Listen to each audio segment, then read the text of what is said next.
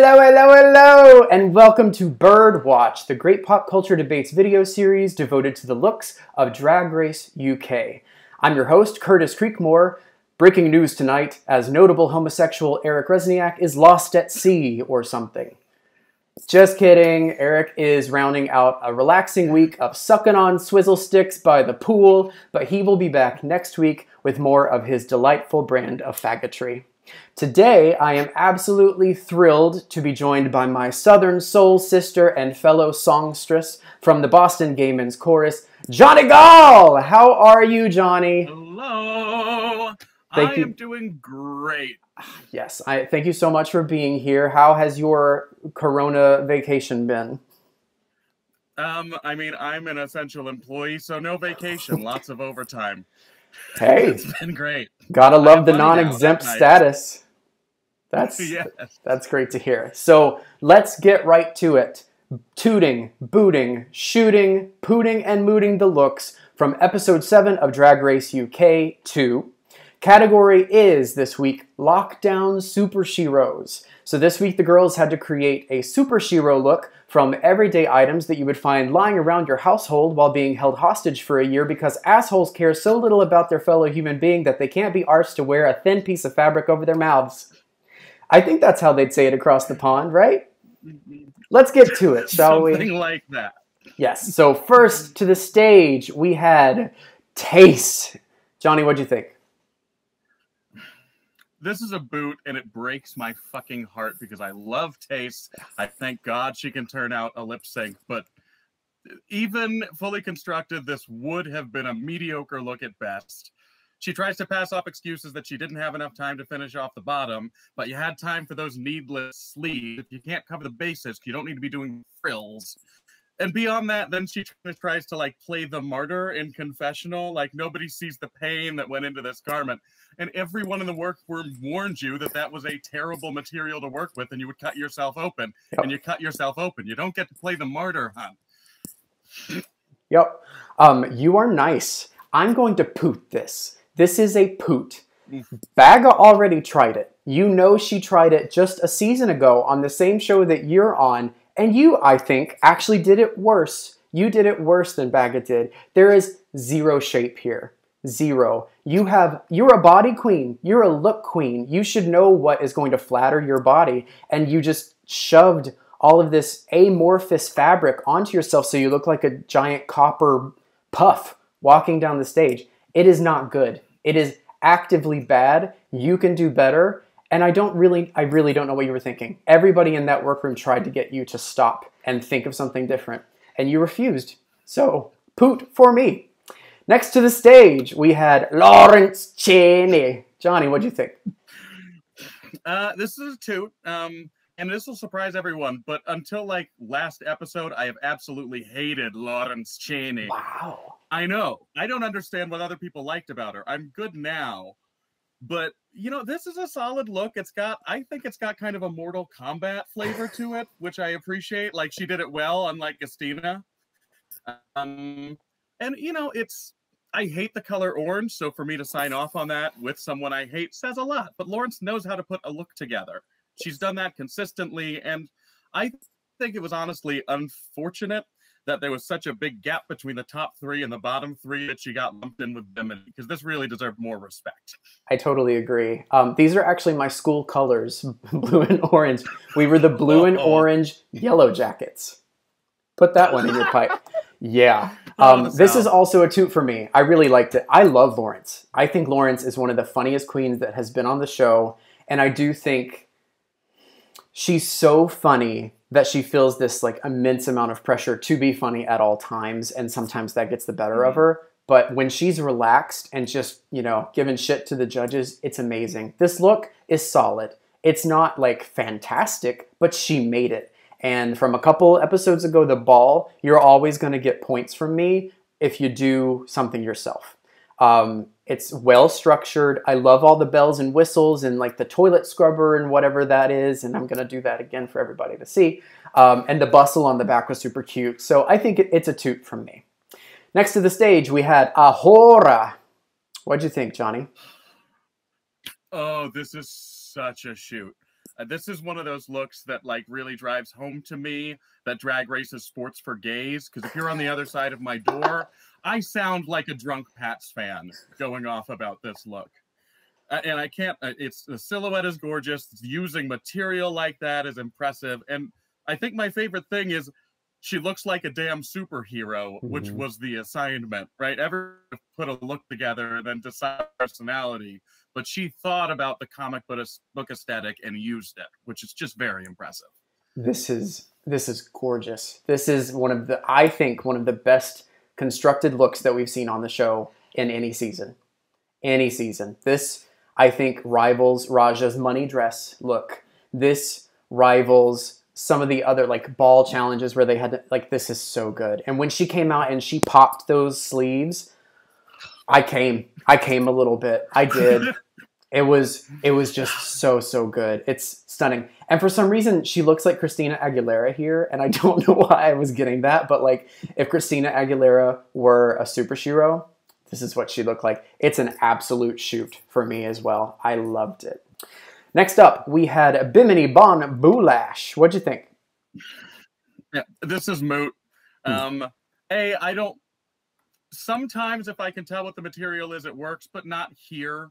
The fact that you didn't cut the holes out of the shower curtain is just sloppy. It doesn't help the look.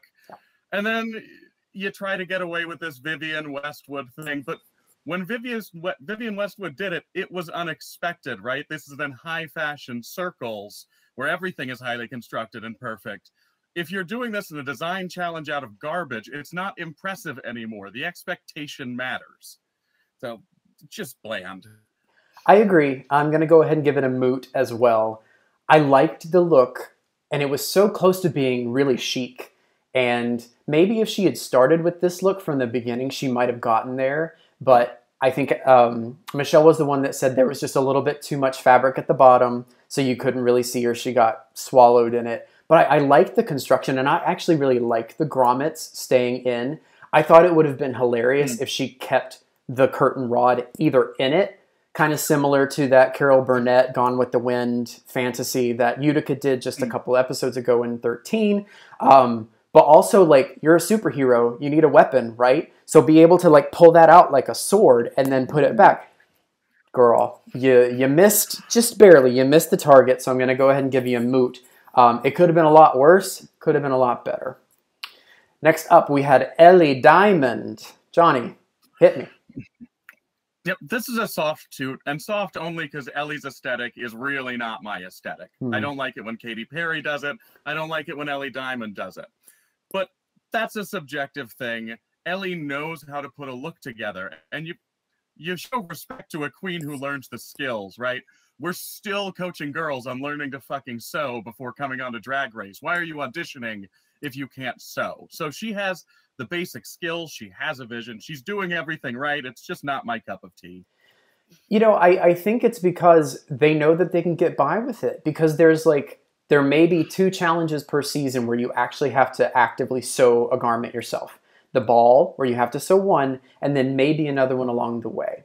And if you got a hot glue gun and you can, you know, stitch a little bit of shit together and you're funny, you're fine. Like, they'll skate you right on through. But if you try to pull shit like Tace, you're going to end up in the bottom and you're going to have to work for it. And unfortunately, she did, and she made it out. But we're talking about Ellie. This is beautiful. This is really strong. And I thought it was so funny that she thought she was finally going to get the win and get the badge. But then you had Ahora come out in that fucking high fashion moment. Like, oh, it's just so good. This is solid. It's a strong toot for me. It's not quite a shoot, because I feel like we've kind of seen this before with Ellie. Like, this is her aesthetic and she really went into it. I don't think that we've seen all of what Ahora can bring. I feel like we've already seen all of what Ellie has to bring to the stage. And while it's strong, it's good, it's not like, this is not as good as Ahora. So it's a strong toot. It just didn't make it all the way to shoot. Finally, on the stage, we had this abomination. Sister. Johnny, what'd you think? Curtis, this is not an ordinary poot. This is a mushroom cloud poot. This is anal prolapse poot, Curtis. have the gall, and that's how pissed off I am. I am using my own name like it's a curse word. You have the gall to sit in the confessional and say, well, I don't understand what the judges didn't like about it. I thought it was gorgeous. Honey, at least Tia, when she fucked up a design challenge, had the decency to say, this is a garment. It's on my body. Don't try and sell it as something good and risk-taking. Because, yeah, stepping onto the runway in a look that heinous and amorphous and terrible is a risk, but you are not Salvador Dali, bitch. And anyway, so just Sister violates what is to me the unforgivable sin of Drag Race in that she is not elevating drag. She sat in confessional and said, yeah, I took a lot of materials that I knew I wouldn't use, but I didn't want the other bitches to get them. And what you were doing then is you were saying, I'm going to bring the art form of drag down so that my bland ass looks look better by comparison. And if that's the attitude you are going to take, if you are in this competition and cannot celebrate and elevate drag, then you do not deserve to be here. And now you're not. Bye. Do I need to say anything? I think you said it all. So don't at me. I'm going to boot this. Because I think there are pieces of this that took effort. I really enjoy that red thing, the red flower. I think it's super cool looking. And if she had edited herself just a little bit, like take a couple of the different pieces off and spend more time on the garment itself, it wouldn't have been quite as bad as it came across. Like as soon as she walked around the corner, I was like, oh, that's too much. Because it is. It's just a little bit too much. Her hair and face are beautiful. I really like that vial plume that she's holding in her hand. But the rest of it is awful. It's really bad. So I think that ends up balancing out to a boot for me. And with that, the Wicked Witch of the West is dead. Your final true villain of the season is gone. So I'm going to be super interested to see what happens in the next 2 episodes. Like who is going to be elevated to that like villainy status, because you need something to push it to the final. So with that, Johnny, who was your top toot of the week? No surprises here at all. Ahora completely killed the game here. Absolutely deserves it. Thank God her design degree paid off. Yeah, gonna have to agree with you totally. Top toot for me as well. Stunning. Just so well done. I would pay someone to make this look for me. Like it's just amazing. So good on ya, Ahora. I can't wait to see what else you have in the last couple episodes. So thank you so much for watching. Make sure to check out our other Drag Race fashion reviews on our YouTube channel. Make sure you like and subscribe our channel so you can see what's next. For more Drag Race content, you can check out the bonus section of our website, greatpopculturedebate.com, where we're running fan pools for both UK2 and Season 13. And while you're at our website, make sure you check out our podcast for Great Pop Culture Debates and see what polls are upcoming for our next episodes. Your votes determine what we talk about. Thank you so much to my extra special guest judge, Johnny. I miss you. Thank you for your candor and ripping people apart. I always live for it. We will see you next week when Eric returns for more Birdwatch. Pip, pip, cheerio.